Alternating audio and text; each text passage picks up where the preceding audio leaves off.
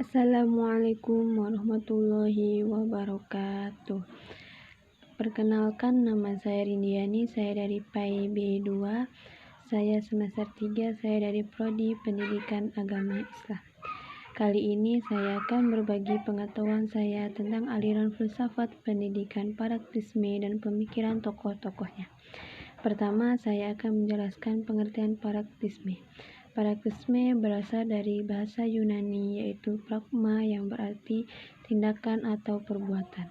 Pragmatisme merupakan aliran yang mengajarkan bahwa yang benar apa yang membuktikan dirinya sebagai benar, dan pelantara akibat-akibat yang bermanfaat secara praktis.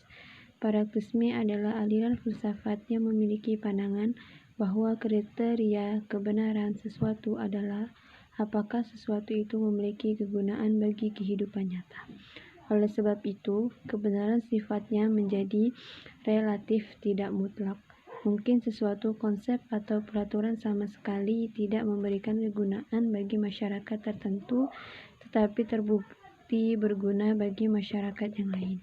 Kedua, saya akan menjelaskan pemikiran tokoh-tokoh aliran praktisme. Yang pertama adalah Charles Sandre Peirce. Dalam konsepnya, menyatakan bahwa sesuatu dikatakan berpengaruh bila memang memuat hasil yang praktis. Ia juga menyatakan bahwa praktisme sebenarnya bukan suatu filsafat, bukan metafisika, dan bukan teori kebenaran, melainkan suatu teknik untuk membantu manusia dalam memecahkan masalah. Yang kedua adalah William James. Menurut beliau, realitas sebagaimana yang kita ketahui, dan menurut pendapatnya, praktisme adalah filsafat praktis. Karena itu memberikan kontrol untuk bertindak bagi kebutuhan, harapan, dan keyakinan manusia untuk sebagian dari masa depannya. Yang ketiga, John Dewey. John Dewey mengatakan bahwa tugas filsafat adalah dalam memberikan pengarahan bagi perbuatan nyata. Yang keempat, Heracleitos. Menurut beliau, yang paling terkenal adalah mengenai perubahan mengenai alam semesta. Konsep pendidikan dalam pandangan filsafat praktisme. Yang pertama adalah pandangannya tentang peran guru.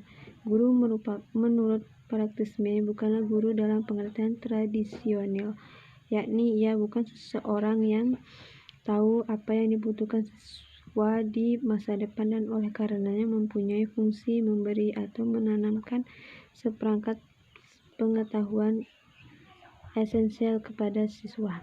B. Pandangan tentang peserta didik. Bagi praktisme, subjek bukanlah pribadi yang pasif. Ia adalah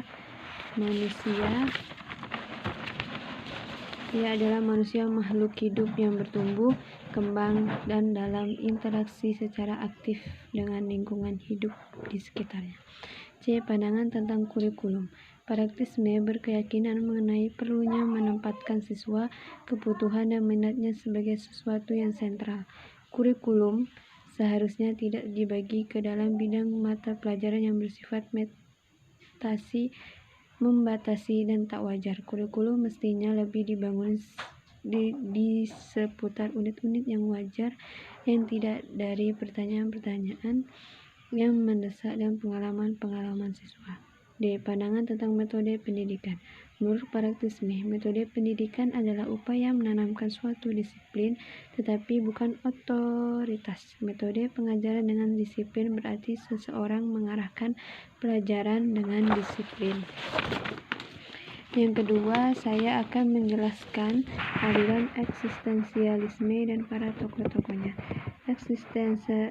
Eksistensialisme adalah tradisi pemikiran filsafat yang terutama diasosiasikan dengan beberapa filsuf Eropa abad ke-19 dan ke-20 yang sepaham, atau meskipun banyak perbedaan doktrinal yang mendalam, bahwa pemikiran filsafat bermula dengan subjek manusia, bukan hanya subjek manusia yang berpikir, tetapi juga individu manusia yang melakukan, yang merasa, dan yang hidup. Tokoh-tokoh pemikiran aliran eksistensialisme diantaranya: yang pertama, Jean-Paul Sartre, merupakan filsuf kontemporer dan seorang penulis Prancis Sartre beranggapan eksistensi itu sudah ada lebih dulu daripada esensi. Yang kedua, Søren Abie Kierkegaard. Ia sangat menentang pemikiran Hegel yang pada waktu itu mendominasi di universitas tersebut. Yang ketiga, Martin Buber adalah filsuf Jerman kelahiran Australia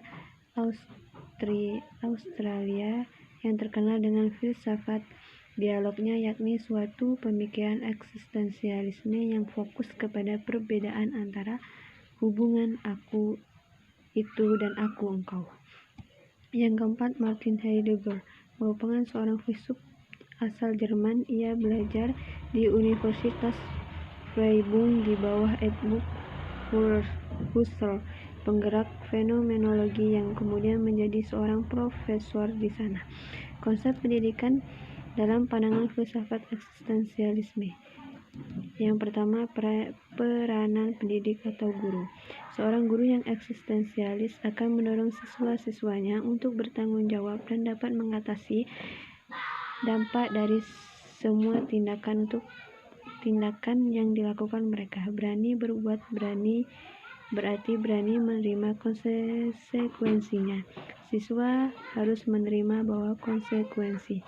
B. Tugas anak didik. Menurut filsafat eksistensialisme, orang akan terus-menerus membuat pilihan dan pada akhirnya menegaskan diri sendiri. Karenanya esensi yang kita buat adalah hasil pilihan kita. Dalam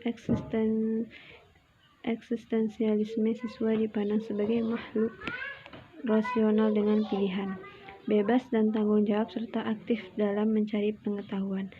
C. Kurikulum. Eksistensialisme menilai kurikulum berdasarkan bahwa apakah hal itu memiliki kontribusi pada pencarian individu. Akan makna eksistensialis mengutamakan kurikulum liberal yang merupakan landasan bagi kebebasan manusia, kebebasan memiliki aturan-aturan.